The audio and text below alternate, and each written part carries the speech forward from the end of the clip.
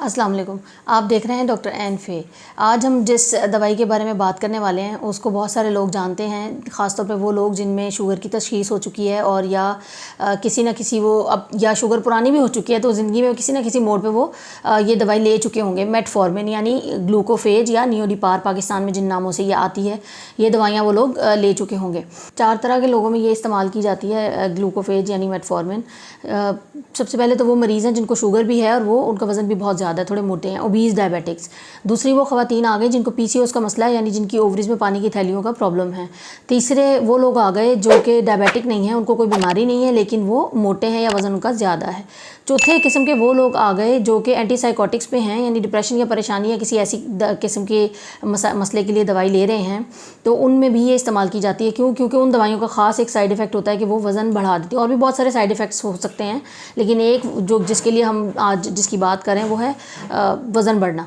तो वज़न बढ़ने के लिए ये ऐसे मरीज़ों में भी ये एहतियाती तौर पे भी दी जाती है साथ ही दवाइयों के। अच्छा, अब हम इसको देख लेते हैं मेटफॉर्मिन या ग्लूकोफेज का काम करने का तरीका क्या है, ये इतनी सारी दवाइयों में किस तरीके से हेल्पफुल हो सकती है। सबसे पहले तो इसका तरीका ये है कि ये आंतों से शुगर को यानी कार्बोहाइड्रेट जो अपनी ग़िज़ा में लेते हैं उनको जज़ब होने से रोकती है। तो जब शुगर नहीं जज़ब होगी तो ज़ाहिर बात है शुगर बढ़ेगी नहीं, और शुगर बढ़ेगी नहीं तो फिर वज़न नहीं बढ़ेगा क्योंकि शुगर स्टोर नहीं हो रही।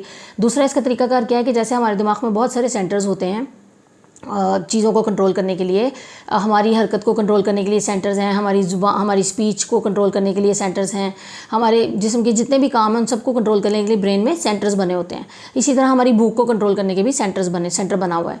अब वो सेंटर पे ये असरअंदाज होती है, उसको कम काम करने पे मजबूर करती है, और फिर क्या होता है कि वो सेंटर जब कम काम करता है तो भूख का एहसास कम होता है। ज़ाहिर बात है भूख नहीं लगेगी तो कार्बोहाइड्रेट्स हम नहीं खाएंगे, खाना नहीं खाएंगे तो कार्बोहाइड्रेट्स कम अंदर जाएंगे, जब अंदर कम जाएंगे तो स्टोर कम होंगे, चर्बी कम बनेगी। तीसरा इसका तरीकाकार क्या है काम करने का कि ये इंसुलिन की रेजिस्टेंस को कम करती है। यानी कि ये इंसुलिन एक हार्मोन है जिसका काम है कि वो शुगर या कार्बोहाइड्रेट्स को उठा के सेल्स के अंदर ले जाती है, हमारे मसल्स के अंदर ले जाती है, वहाँ पे ये उनको काम करने में मदद करती है। हमारे पट्ठों ने तो काम करना होता है, आपको पता है। तो ये इंसुलिन जो है उन शुगर को उठा के पट्ठों में भेजती है ताकि पट्ठों को अपना काम करने के लिए एक आप कह लें कि मटीरियल मिले कि वो जल्दी जल्दी मशीन को उसकी ग़िज़ा मिले, आप ये समझ लें।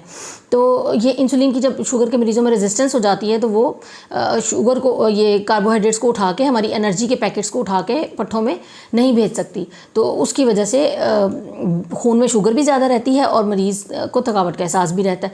इसका ग्लूकोफेज का काम ये है कि ये इंसुलिन रेजिस्टेंस को कम करती है ताकि शुगर जल्दी से खून से पट्ठों में लेके ये जा सके। चौथा इसका काम करने का तरीकाकार ये है कि ये जिगर के अंदर एक प्रोसीजर होता है ग्लूकोनियोजेनेसिस, यानी कि ये हमारे जिस्म में जो प्रोटीन हमने खाया होता है उसको एनर्जी और शुगर में या चर्बी में कन्वर्ट होने से रोक देता है।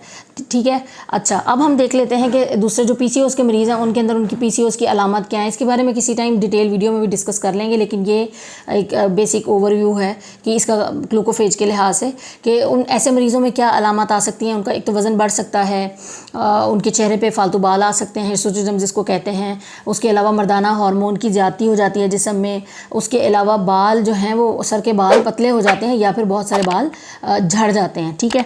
अब इसमें साबित किया है एक रिसर्च ने कि जो मेटफॉर्मिन है यानी ग्लूकोफेज या नियोडिपार अगर 8 महीने के लिए लगातार 2 टाइम दिन में दी जाए, इसकी डोज़ जो है मैं इसलिए नहीं बता रही कि आप अपने डॉक्टर से ही हमेशा लिखवाएं, तो दी जाए अगर 8 महीने तक लगातार तो ये 5 किलो तक वज़न कम करने में मददगार साबित हो सकती है। अब तीसरी तरह के जो मरीज़ आ गए वो जिनको कोई मसला नहीं है लेकिन वो मोटे हैं, उनका वज़न ज़्यादा है। इन मरीज़ों में मुख्तलिफ़ किस्म के रिसर्चेज हैं, यानी कि कई रिसर्चेज कहती हैं कि बहुत ज़्यादा बेनिफिशियल हैं, कोई कहती है इतनी ज़्यादा बेनिफिशियल नहीं है। तो लेकिन सारी रिसर्चेज से ये बात साबित है कि ऐसे मरीज़ों में लॉन्ग टर्म यानी बहुत लंबे अरसे तक के लिए मेटफॉर्मिन का इस्तेमाल करना पड़ता है, कम से कम साल या इससे ज़्यादा। तो ऐसे मरीज़ों में कई रिसर्चेज में ये भी साबित है कि जितना ज़्यादा वज़न ज़्यादा होगा उतनी ज़्यादा मेटफॉर्मिन के इस्तेमाल से फ़ायदा ज़्यादा होगा।